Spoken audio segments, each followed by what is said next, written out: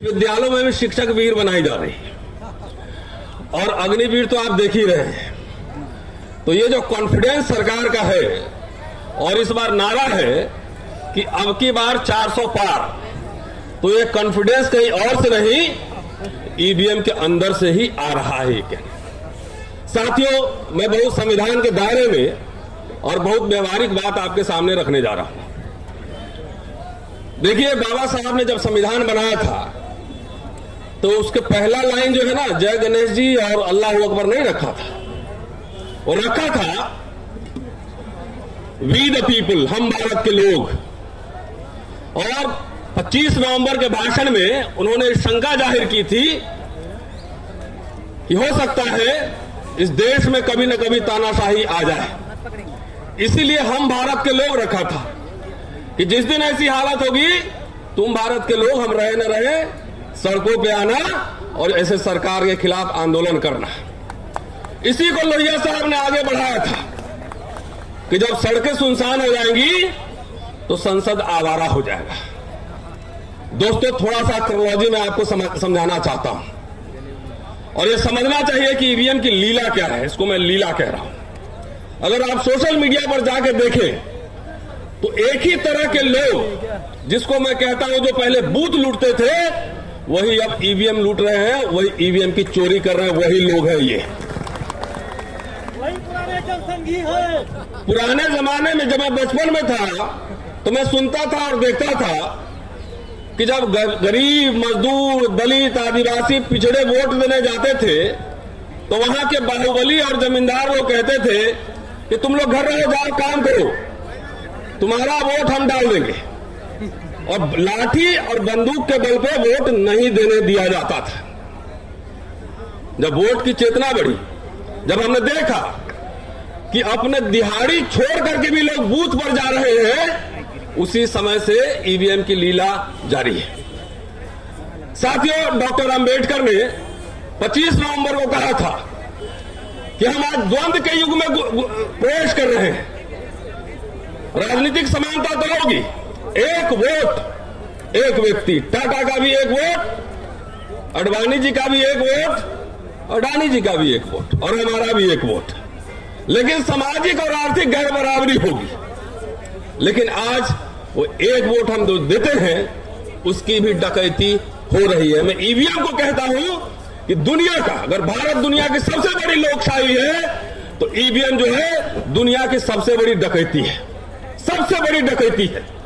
जो संघर्ष करके डॉक्टर अंबेडकर, लोहिया, बाबू जगदेव प्रसाद, कर्पूरी ठाकुर, लालू यादव, काशीराम, मुलायम सिंह यादव, पेरियार, ऐसे लोगों ने जब संघर्ष करके आपके अंदर चेतना लाई, खास तौर से मैं दलित, पिछड़े, आदिवासियों को कह रहा हूं कि वोट हमारा, राज तुम्हारा नहीं चलेगा। और ये परिवर्तन जब होने लगा तभी से ईवीएम की लीला शुरू हुई है। ये समझिए बात, एक क्रोनोलॉजी में समझा रहा हूं कि जब हमारे लोग वोट देने के लिए जागरूक हुए तब से आपकी वोट की डकैती शुरू हो गई।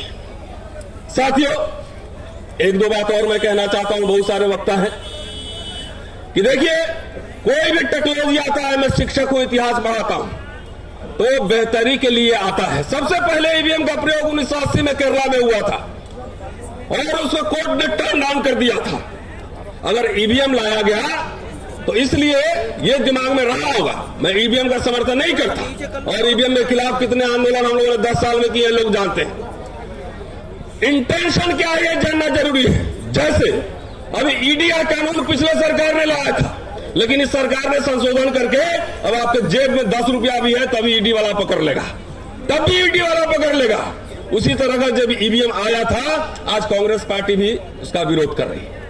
अगर सब समय डकैती होता रहता तो 2014 में सरकार कैसे बदलती? इसका मतलब है कि मशीन के साथ हेराफेरी होती है और ये बात सारे पॉलिटिकल पार्टी के लोग अब समझ रहे हैं। जनता जाग रही है, पूरे देश भर में ईवीएम के खिलाफ आंदोलन हो रहे हैं, पूरे देश में। मैं सिर्फ 2 प्रस्ताव रखना चाह रहा हूं कि ईवीएम जो है वो हटेगा संसद से। जब तक पीपल्स रिप्रेजेंटेशन एक्ट में बदलाव नहीं होगा, तब तक ये मामला बनने वाला नहीं। तो इसलिए हम चाहते हैं कि जब ईवीएम से अगर चुनाव भी हो, भानु प्रताप जी, 100% ईवीएम की काउंटिंग, सॉरी वीवीपैट की काउंटिंग हो। अगर मैं वोट दे रहा हूं, हाथ में हमारी पर्ची है और हम देख करके हमने किसको वोट दिया था, वो जो है हम बैलेट बॉक्स में डालें और उसकी गिनती हो, मशीन की गिनती नहीं हो। यह सबसे महत्वपूर्ण बात है। दूसरी बात, आज जो यहां कोऑर्डिनेशन कमेटी बनेगी, उनसे हम आग्रह करते हैं, और साथियों, एक सांस में जो है ना, सबको पार्टी नहीं बनाया जाता है। एक साथ में इंडिया भी वही है और एनडीए भी वही है, यह कहना ठीक नहीं है। ये लड़ाई जनता के बीच, सड़क पर और पार्लियामेंट में लड़ी जाएगी। इसलिए मेरा आग्रह है कि आज एक डेलीगेशन कमेटी बने और सारे पार्टी के राष्ट्रीय अध्यक्षों से मिला जाए और उनको ये कहा जाए कि अपने मैनिफेस्टो में डालो कि जब हम सरकार में आएंगे तो पीपुल्स रिप्रेजेंटेशन एक्ट को हम हटाएंगे और बैलेट पेपर लाएंगे। यह सबसे जरूरी है, यह जरूरी है। राजनेताओं ने यह बात सही है कि आजकल जो आंदोलन करते हैं, सिर्फ अपने कार्यकर्ताओं का आंदोलन करते हैं। उनसे यह आग्रह किया जाएगा कि जन संवाद और जन कार्रवाई शुरू किया जाए, मैनिफेस्टो में लाया जाए। हम लोग अपने संसाधन से हर समय ये आंदोलन को आगे बढ़ा रहे हैं, लेकिन यही खास तौर से मैं इंडिया अलायंस को कह रहा हूं कि अपने मैनिफेस्टो में ये लाए कि सरकार हमारी आएगी, ईवीएम बंद करेंगे और बैलेट पेपर से चुनाव होगा। इसके लिए एक डेलीगेशन का आज ये निर्माण हो, चुनाव आयोग से भी मिलेंगे। और जैसा कि भानु प्रताप जी ने कहा है कि सुप्रीम कोर्ट के चीफ जस्टिस के पास भी डेलीगेशन लेकर चलेंगे, क्योंकि 19 लाख ईवीएम का मसला अभी कोर्ट में लंबित है।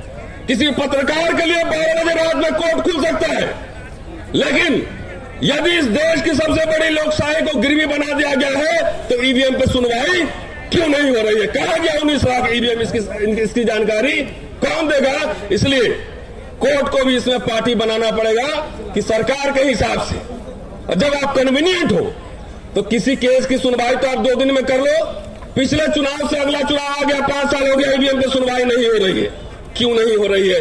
इसके लिए हम सबको जन जागृति फैलाना पड़ेगा, इन सबको आगाह करना पड़ेगा। चलते चलते मीडिया वाले साथियों का मैं धन्यवाद इसलिए करना चाह रहा हूं कि जब ओबीसी का आंदोलन चल रहा था, एम्स में ओबीसी रिजर्वेशन के खिलाफ 10 लोग बैठते थे, पूरा गोदी मीडिया नेशनल न्यूज बनाता था और वहां पे हम लोग भी जाते थे।